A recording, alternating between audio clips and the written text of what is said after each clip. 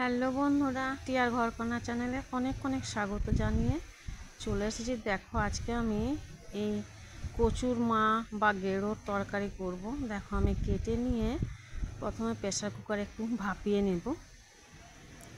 এবার দেখো আমি কড়াইয়ে শুকনো লঙ্কা গোটা জিরে একটু ভেজে নিচ্ছি, একটু সেদ্ধতে মাখাবো। বেশি করেই নিয়েছি, তুলে রেখে দিয়েছে যে।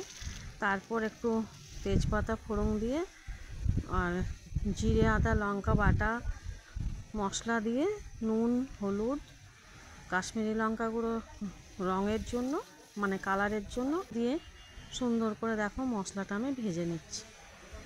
মশলাটা যখন তেল বেরিয়ে এলো তখন আমি সেদ্ধ করে রাখা ডুমো ডুমো করে আলু কাটা সেগুলো ছিল মানে কেটে রেখেছিলাম, সেগুলো আমি দিয়ে মশলার সঙ্গে খুব সুন্দর করে ভেজে নিলাম। তারপর সেই সেদ্ধ করে রাখা কচু গেঁড়োটা দিয়ে নিয়ে মশলাটা খুব সুন্দর করে আমি নাড়িয়ে চাড়িয়ে ভেজে নিলাম। অনেকক্ষণ ধরে মশলাটা ভেজে নিয়েছি। যখন তেল ছেড়ে দিয়েছে আস্তে আস্তে, ঠিক তখনই দেখো আমি জল ঢেলে দিচ্ছি। 1 গ্লাস আন্দাজ জল দিলাম, তোমাদের যেমন পরিমাণ লাগবে তোমরা সেই পরিমাণে দেবে। তো এবার দেখো আমি ঢাকা দিয়ে তো ভাপ মানে সেদ্ধ হয়ে আছে, তবুও একটু ঢাকা দিয়ে নিলাম খুব সুন্দর ফুটে ওঠার জন্য। ঢাকাটা খুলে তোমাদের দেখিয়ে দিলাম, পুরো আমার ফুটে গিয়েছে। এবার আমার রান্নাটা কমপ্লিট হয়ে গেছে। আর ওপর থেকে কুচিয়ে রাখা ধনেপাতা ছড়িয়ে দিলাম। গ্যাসটা অফ করে দিলাম।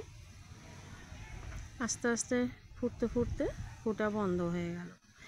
এইবার আমি একটু ধনেপাতাটা নাড়াচাড়া করে নিচ্ছি যেন গোটাটাই হয়ে যায়। আর বন্ধুরা, আজকে আমি বড়া টক করেছিলাম। দেখো তেঁতুল দিয়ে বড়াগুলো টক করে নিচ্ছি।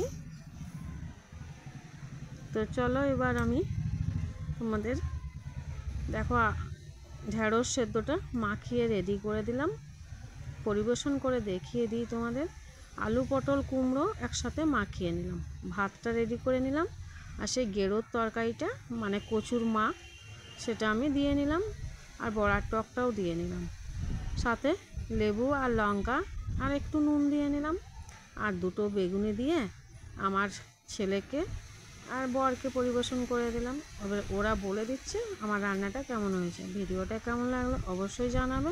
ফিরছি আবার, বাই।